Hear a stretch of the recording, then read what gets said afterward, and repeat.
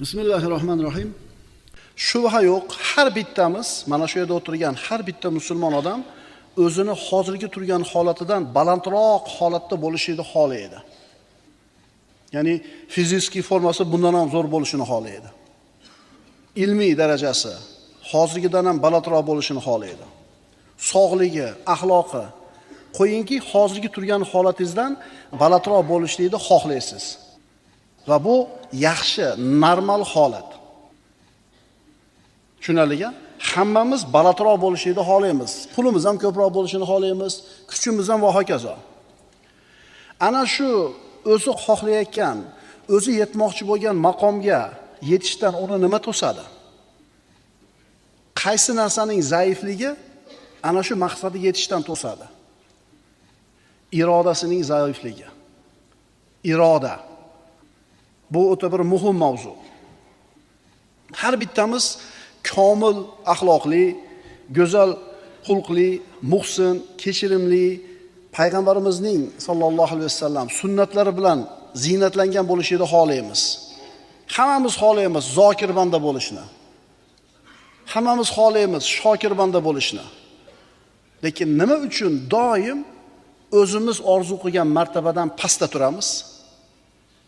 Nima uchun yetmoqchi bo'lgan maqomimizga yetishlikdan bizga to'siqlar bor? Nima uchun turgan holimiz bilan orzu qilgan maqomimiz o'rtasida katta masofa bor? Mavzu shunaligi, 100% hammamizda shu narsa bor. Masalan, qaniyda bir pora Qur'on yodlab olsam deydi bittasi. Bir pora yodlab olgandan keyin endi 2 pora yodlab olsam deydi.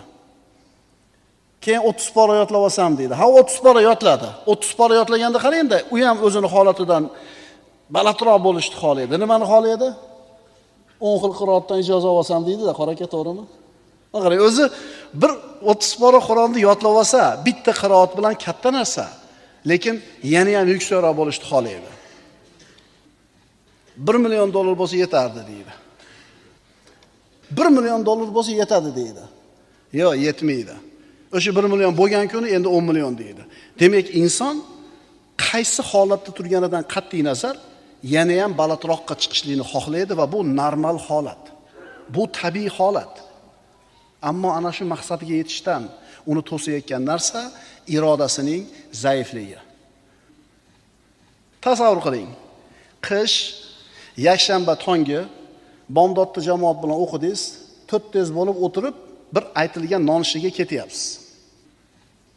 Qish, sovuq, bomdoddan keyingi vaqt, yakshanba tongi yo'lda ketyapsiz, bir odam issiq sportivni kiyinib, boshiga issiq shapkani qo'yib, krossovkasini kiyib, og'zidan pag'a bug'i chiqib yugurib ketyapti.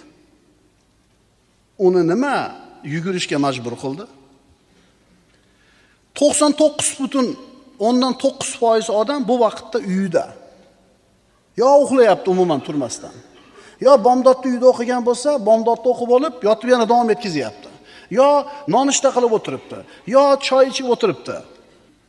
Faqat bu yuguryapti. Nimaga? Minglagan, 100 minglagan oilalar, 100 minglagan odamlar issiq uyida, issiq ko'rpasida tashqariga chiqishga ham erikib turganda, bu odam issiq kiyib olib, pag'a bug'ni chiqarib, burnidan og'zidan yugurib ketyapti. Nimasini kuchi yetdi? Chiqishga irodasini. Agar shunaqa bir apparat bo'lsa, bunday qilib turib ko'rsang, irodasi 70%, irodasi 30%, juda ko'pchiligimiz 50 dan past bo'lsa kerak. Menga tutmaylar qo'ying domla. Men bilaman o'zim irodamni qanaqaligini, men kerak emas.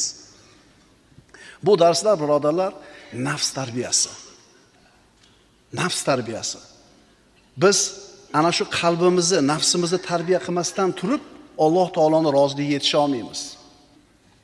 Va nafsin va ma sawaha fa alhamaha fujuraha va taqwaha. Qad aflaha man zakkaha va qad khaba man dassaha. Qarang, nafsni raso qilib yaratgan zotga qasam. Nafsni fujurini ham, taqvosini ham ilhom qilib qo'ydi. Ya'ni ikkala tomonga og'olaydi nafs. Fisq fujur tomonga ham og'olaydi, taqvo tomonga ham og'olaydi. Ikkala tomonga teng engisha oladi. Qod aflaha man zakkaha. Ana shu nafsini poklagan yutdi, nafsini ko'yiga kirgan yutkizdi. Ana shu 99% odam nafsini ko'yiga kirib o'tiribdi uyda. Nima qilib? Qaynoq choyni ichib yoki issiqqa o'ralib yotibdi. Bu yuribdi.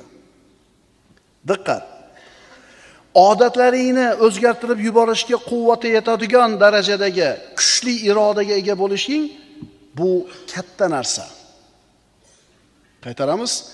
Odatlaringni o'zgartirib yuborishga quvvati yetadigan darajadagi kuchli irodani bo'lishi katta narsa. Irodasi kuchli odamlarni nazarida umuman aqlga sig'maydigan narsalarni ham qilishlikka qodir bo'ladi. Bu odam yuguryapti. Bu kuchli iroda qanday paydo bo'ldi bu odamda? Nafsini yengishlikka unga nima quvvat berdi? U kishi qachon nafsini yengishga kuchi yetdi? Bu yerdagi asosiy savol shu. Qachon kuchi yetdi?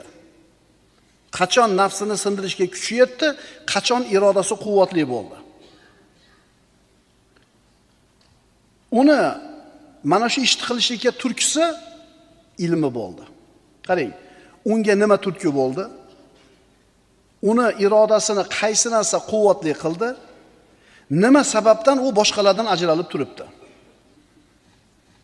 Ehtimol uni irodasini kuchli bo'lishligiga tabiblarning so'zi sabab bo'lgandir. Tabiblar nima deyishdi? Agar yurak sog'lom bo'lsa, jasad ham sog'lom bo'ladi.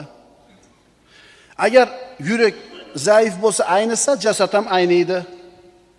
Yugurish yurakni quvvatli qiladi. Kam harakatlik, yalqovlik yurakni zaiflashtiradi. Tabiblar aytishgan edi yana, agar kishi o'zining yuragining ishiga beparvo bo'lsa, yosh katta bo'lganda juda ko'p muammolarga sabab bo'ladi bu narsa. Ehtimol mana shu so'zlar uni irodasini quvvatli bo'lishiga sabab bo'lgandir. Demak, shu ilmdan xabardor bo'lgandan keyin u yugurishni boshladi.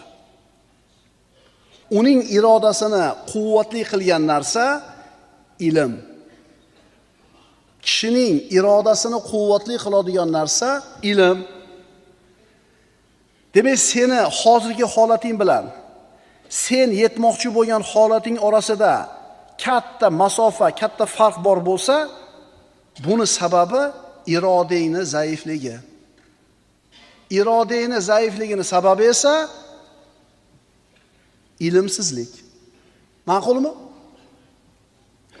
Demak, Allohga seni olib boradigan eng ishonchli yo'l bu ilm. Masalan, ilm kishini irodasini quvvatli qilar ekan. Aniq bilasan. Nimani? Sunnatni mahkam ushlasang, baraka topishingni. Shuning uchun qiyin bo'lsa ham sunnat amalni qilasan. Aniq bilasan. Nimani? Haromga qo'l ursang, xor bo'lishingni. Shuning uchun haromdan tiyilishlikda irodang quvvatli. Boshqalar tark qila olmayotganda boyiga harom ishni sen shart tark qilasan. Ikkilanmasdan shart tark qilasan. Nimaga? Ilming bor. Bu haromga qo'l ursang, xor bo'lishing aniq. Tarozidan urishni katta gunohligini aniq bilasan. Ana shu aniq biliming tarozidan urmasligingga olib boradi. Masalan, nimaga ular uryapti? Biz 100 so'm foyda qilsak, bir qop shakar sotib, ular 250 so'm foyda qilar edi va 150 so'm ko'proq foyda topganligini yutuq deb bilar edi. Uni qilma desiz, to'xtata olmas edi u ishni. Nimaga? Aniq ilmi yo'q edi-da. Oshpazlar, ustalar hamma qilyapti-yu deb turib, klient hisobidan pulni urasizlar-ku, ikki xil narx yozdirib. Santexniklar ham deb qo'y. O'tgan safar doktorlarda o'dim. Doktor emas, u hammamizga tegishli. Hammamizga tegishli. Keladi, gaplashib qo'yadi. Aka, men unitasi qancha? 5000 so'm. Hozir klient olib kelaman, 6000 ga urasiz, 1000 ni chiqarib berasiz deydi. Hamma qilyapti-yu, hamma qilaversin. Endi Allohni tanigan, halol haromda aniq bilgan odam ana shu 1000 so'm puldan voz kechishlikka irodasining quvvati yetadi. Nima sababdan? Aniq bilganligidan. Demak, bir amalni qat'iy va doimiy suratda ikkilanmasdan bajarishing uchun ana shu qilayotgan ishing haqida ilming bo'lish kerak. Yana bitta misol, ustozlarni nazaridan qolishlik insonni, talab ilmni xor qiladi degan narsani aniq bilasan. O'shuning uchun ustozga hech qachon tikka qaramaysan, ustozni norozi qilmaysan. Aniq bilasan, hunar o'rgatgan usta, ilm o'rgatgan ustoz ki senga bir narsa o'rgatdi u odam, foydali, yaxshi narsa o'rgatdi. Uni muhabbatini qozansang, u sendan rozi bo'lsa, seni ko'rganda ko'zi, qalbi quvonadigan bo'lsagina undan o'rgangan narsangdan baraka topasan. Shuni aniq bilganliging uchun seni irodang quvvatli bo'ladi, uni rozi qilishlikka, uni xursand qilishlikka. Bir gunohni tark qilishingiz uchun odamlar tark qila olmayotganda, bir savobli amalda doimiy suratda qilishligingiz uchun odamlar qila olmayotganda, sizga mustahkam iroda kerak. Mustahkam iroda qachon bo'lar ekan? Ana shu narsa haqida ilmingiz aniq bo'lsa. Agar ilming ziyoda bo'lsa, ana shu narsa haqida irodang ham kuchli bo'ladi. Agar irodang kuchli bo'lsa, ko'zlagan maqsadingga albatta yetasan. Maqsadingga yetishlikda nima uchun zaiflik qilding? Irodang zaif. Nima uchun irodang zaif? Ilming oz. Odamlar bor, ovqatdan o'zini tiya olmaydi. Ko'p yeydi. Buning ustiga harakati ham deyarli yo'q. Piyoda yurmaydi. Oshxonaga ham eshiging tagiga to'xtab ovqatlanadi. Aptekani ham eshiging tagiga borib, tushib dori oladi. 50 metr ham piyoda yurmaydi. Bunaqalar uzoq yashamaydi. Birodarlar, bizchi ajalga iymon keltirganmiz. Alloh taqdir qilgan kuni ajal keladi deymiz. Ammo sog'ligini saqlash sabablarini ham qilishlikka buyurilganmiz. O'zini yeyish ichiga qaramagan, xatti-harakatiga beparvo bo'lgan odamni qilayotgan mana shu ishi, tutgan mana shu yo'li sabablarni tark qilishlik deyiladi. Uni mana shunday turmush tarzi ajalini tezroq kelishligiga sabab bo'ladi. Ana shu irodasining zaifligi uni vafotiga sabab bo'ladi. Demak, insonning ilmi kamaygani sari uning irodasi zaiflashib boradi. Ilm ziyoda bo'lgani sari u kuchayib boradi. Irodang kuchaygani sari maqsadingga yaqinlashib borasan. Biz doim kutamiz nimani? Inshaalloh dushanbadan boshlayman. Seshanbadan xudo xolasa yuguraman chiqib, o daryoda bo'yida. Xudo xolasa dushanbadan trenajyorga boraman. Xudo xolasa dushanbadan ovqatni nima qilaman 50% ga qisqartiraman. Doim nimanidir kutamiz. Bilamiz qilish kerakligini. Nimaga shart boshlab olmaymiz? Irodamizning zaifligidan. Tashqaridan kimdir kelib bir kun bizni nima qilib qo'yadi? Tuzatib qo'yadi-da. O'shuning uchunchi biznikilar vez tashlash kerak desa, nima yeyish kerak deydi. Mana kasaldan qutulish kerak desa, nima ichish kerak deydi. Biz albatta bir narsa yeyishimiz kerak. Yo bir narsa ichishimiz kerak. Vesimiz o'rniga tushishi uchun, figuramiz tekis bo'lishi uchun, bir kasaldan qutulishimiz uchun albatta yeyish kerak-da. Unaqa bo'lmaydi. Unaqa bo'lmaydi. O'zi yeb kasal bo'lding o'zi. Iroda. Alloh azza va jalla marhamat qiladi. Astagfirullah. Va la taturdil ladina yad'una robbahum bil ghadati wal ashiyyi yuriduna wajha. Yuriduna wajha. Erta-yu kech Parvardigorlarining yuzini istab, unga iltijo qiladigan zotlarni huzuringizdan haydamang. Ya'ni Allohning yuzini istaydiganlar. Allohning yuzini, roziligini istagan insonlar bor. Bunday insonlar tasavvuf ilmida murid deyiladi. Ya'ni bir narsani xohlayotgan inson. Murid deganda shuni tushuninglar. Murid Alloh va Rasulining roziligini istayotgan odam.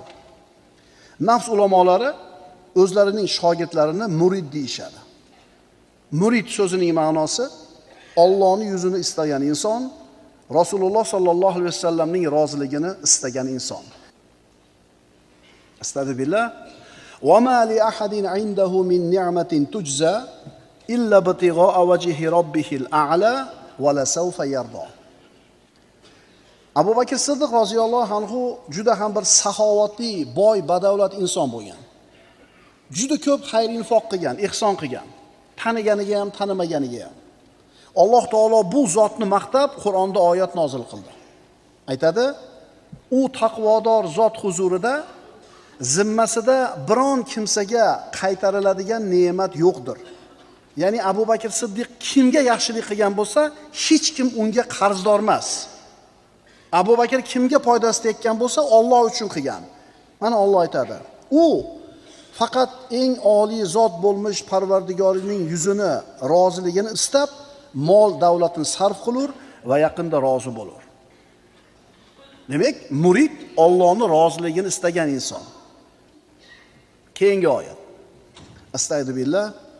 Va in kuntunna turidna Alloha va rasulahu wad-daral akhirata fa innalloha a'adda lil muhsinati minkunna ajran azima. Payg'ambarimiz sollallohu alayhi vasallamning ayollari payg'ambarimizga bizni ham u yoq bu yog'imizni tekizlab bering. Talhani uyidaqa parda, Zubayrni uyidaqa polos solib bering deb turib, dunyo matohini payg'ambarimizdan talab qilishdi, xohlashdi. Payg'ambarimiz ham ayollari ana shu dunyo matohidan ozgina qilib bering deganda payg'ambarimiz sollallohu alayhi vasallamga og'ir botadi bu narsa. Mana shunda Alloh taolo mana shu oyatni nozil qildi. Ey payg'ambarning ayollari, agar Allohni, uning payg'ambarini va oxirat diyorini istaydigan bo'lsanglar, u holda shak shubhasiz Alloh sizlarning orangizdagi chiroyli amal qilguvchilar uchun ulug' mukofot, jannatni tayyorlab qo'ygandir. Demak, va in kuntunna turidnalloha va rasulahu. Agar sizlarda maqsadinglar Alloh va uning payg'ambarining roziligi bo'ladigan bo'lsa, sen birodar musulmonsan, dindorsan. Bu yerda bitta savol bor. Sen dindor sifatida nimani xohlayapsan? Bu juda ham muhim savol. Kimdir din orqali dunyo matohiga yetishni xohlaydi. Kimdir dindor bo'lib ko'rinib, dindor bo'lib odamlarning hurmatini ko'zlaydi. Kimdir ana shu diniy ilm o'rgatiladigan majlisga keladi, daromadini ko'paytirish uchun, daveriyaga kirish uchun, u falon domlani shagirdi degan nom uchun soqol qo'yadi, namoz o'qiydi, odamlar nasiya-tavarda osonroq berishi uchun. Kimdir tolibi ilm degan nom olish uchun kelyapti. Va yana kimdir Alloh va uning roziligini ko'zlab kelyapti. Agar Allohni, uning payg'ambarini va oxirat diyorini istaydigan bo'lsanglar, u holda shak shubhasiz Alloh sizlarning orangizdagi chiroyli amal qilguvchilar uchun ulug' mukofot, jannatni tayyorlab qo'ygandir. Assalomu alaykum va rahmatullohi va barakatuh.